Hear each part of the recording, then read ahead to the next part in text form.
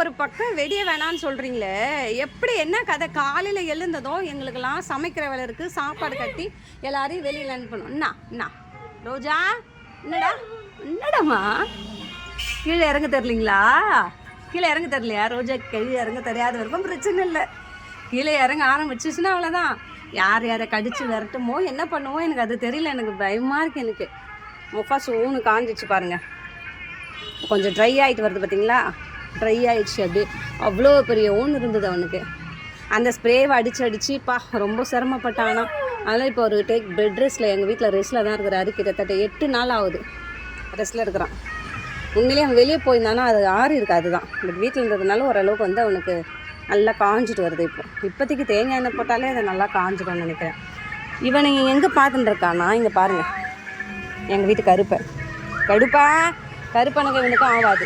கருப்பனை இவனுக்கும் மாத்திரம் இல்லை, ரோமியோவுக்கு எல்லாருக்குமே ஆகாது. இப்போ இந்த டிக்கெட்டெல்லாம் காலையில் வந்துச்சு. கருப்பன், ரோமியோ எல்லாருமே காலையில் வந்தாங்க. கருப்பனோட தம்பி எல்லாரும். எதுக்குன்னா காலையில் மீனுக்கு வந்தாங்க. மீன் வந்து இன்னும் வரல. மீன்காரர் வந்து இனிமேல் தான் வருவார். இனிமேல் வந்த பிறகு தான் வாங்கி கொடுப்பேன். மேலே வா, மேலே சரி இன்னும் மீன் வரல, வந்துருவார். வா, டைம் ஆயிடுச்சுல, இப்போ கரெக்டாக வர நேரம் தான். வா, அதுக்காக நீ இவனெல்லாம் முறைச்சின்னு இருக்காத. வேணாம். பாவம் அவனை முறைச்சி எதுனா உனக்கு யூஸா? பயமுடு சொல்ல கத்தினுங்கிற.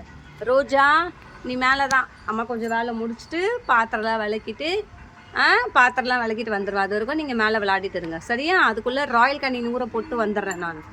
அதுக்குள்ளே ரோஜாக்கு ராயல் கனி நூறை போட்டுடுறேன், சரியா? ரோஜா, ராயல் கனி நூறு வச்சிடலாமா? ராயல் கனி நூறு வைக்கலாம். அப்படியே உட்காருங்க. ஒரு ஃபோட்டோ எடுக்கலாம். அப்படியே உட்காருங்க.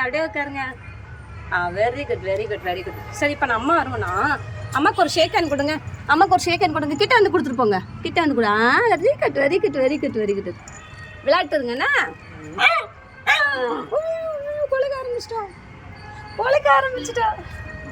கொலைக்க ஆரம்பிச்சிட்டா ரோஜா பாருங்க. பார்த்தீங்களா? கை கொடு. ஷேக் ஹேண்ட் கொடுக்கணுமா? இந்த பிள்ளை யாருக்குன்னா, எத்தனை முறை நான் திரும்ப ரிப்பீட்டடாக நான் வீடியோ போட்டுட்ருக்கேன். ப்ளீஸ் இந்த குழந்தைய வந்து அடாப்ஷன் எடுத்துக்க கொஞ்சம் முன் வாங்க. பிகாஸ் கேட்ஸ்க்கும் டாக்ஸ்க்கும் வந்து இங்கே ஒத்து போகல. நிறைய இடத்துல ஒத்து போகலாம், பட் இங்கே ஒத்து போகல.